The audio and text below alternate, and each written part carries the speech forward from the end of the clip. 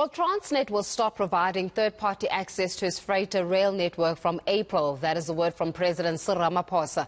The president pointed out that bringing private operators into the rail network is one of the key structural reforms required to overhaul the economy. Mesela Nhlapo is the CEO of the African Rail Association, and she joins me now for this conversation. Mesela, why did you describe the news of the third-party access to the rail network as a historic moment?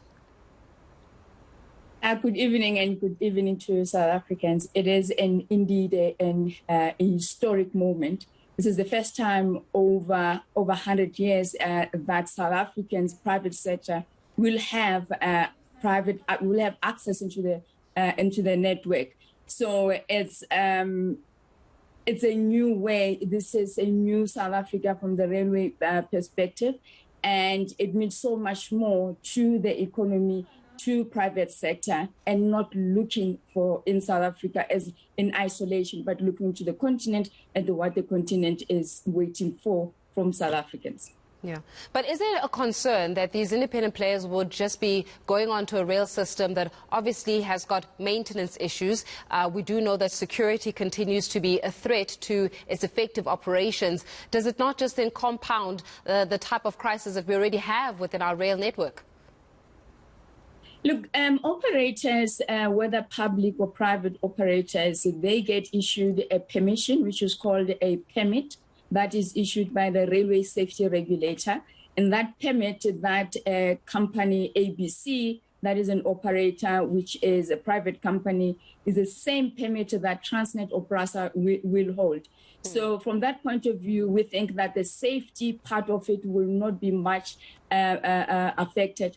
But we also wish to point out that we have a relationship with the Railway Safety Regulator. With that relationship, it's defined by our mandate to ensure that we work with the relevant stakeholders to ensure that railway safety, it is realized in South Africa. So we are not too concerned about that. But what we may be concerned of is that with the third-party access, you may get new players that are come onto the railway business and may find ways not to compete fairly with the rest of the industry. So what is going to be quite key is that the transparency of third-party access, and I think South Africans will appreciate that, who the operators are, they must have the capacity to provide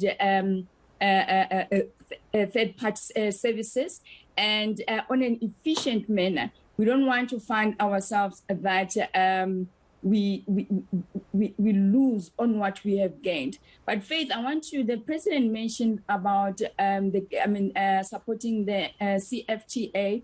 For us, this is quite key because with our advocacy for third-party access, we've always been talking about jobs and we're talking about manufacturing. So we have the South African environment, but we also have the continental environment.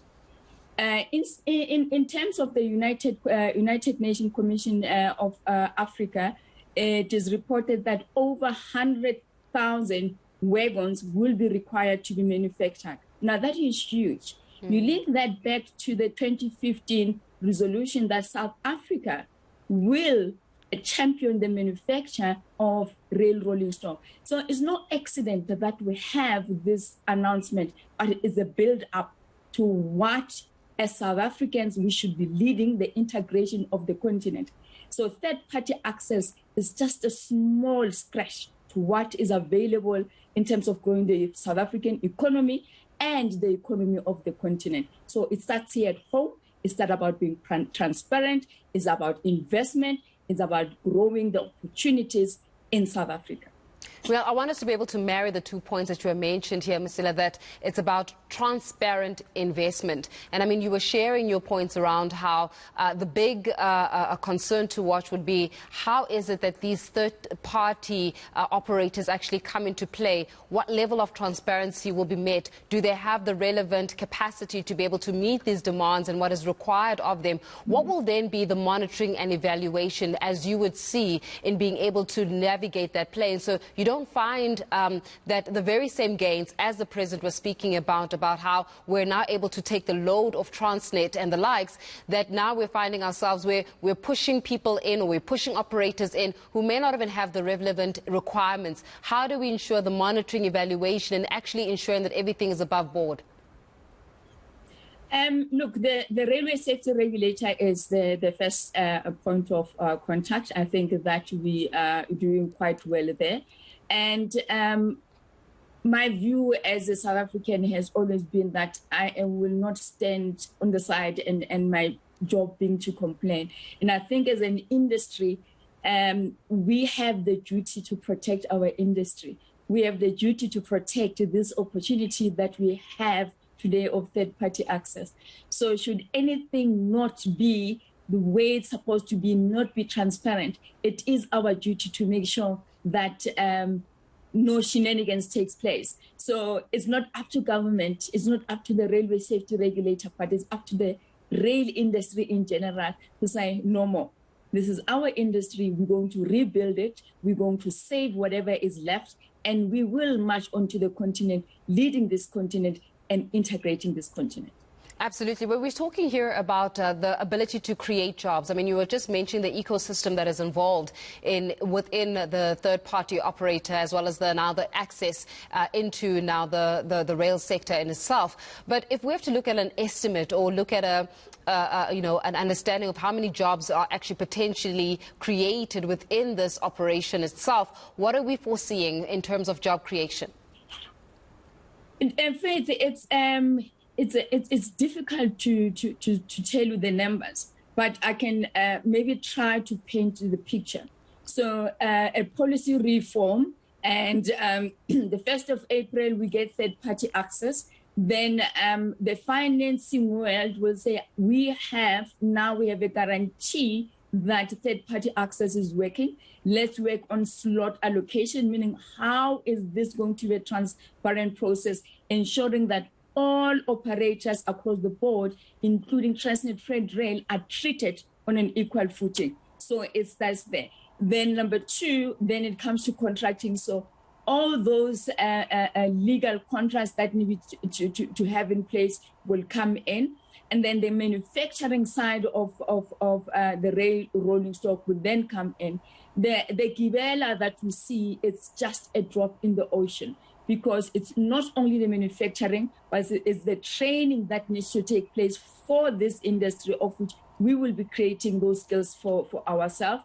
It's the having an industry that will bring in Matume, who has just completed his N6 at Tibet College, but Matume needs 18 months training in order for him to get his diploma. So the impact is huge. We can't really measure it.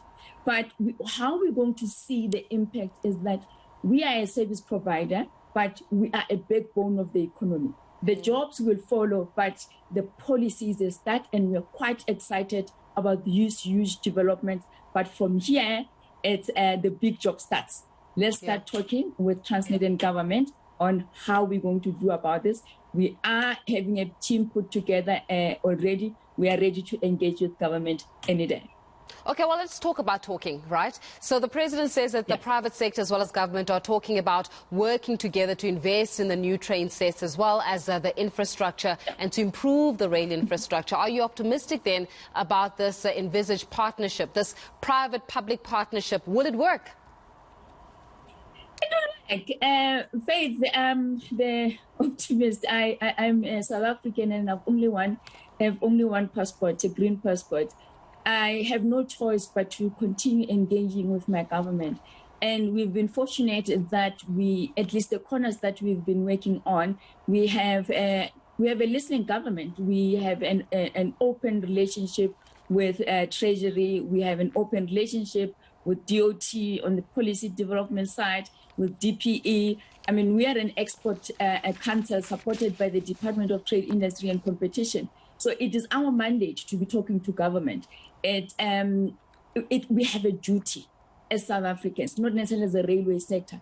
It is us that have to talk to government. If they're not listening, then we'll knock until they open the doors. But we are fortunate that we have a listening government. That's why we find ourselves where we are today, that third-party access will begin on the 1st of April 2022. Yeah, we'll leave it there for this evening. Thank you very much for your time. Mesela Nhlapo, the CEO of the African Rail Association, just talking to us about what this third-party partnership actually does mean for the rail industry as well, and what does it mean for infrastructure in general. More importantly, job creation.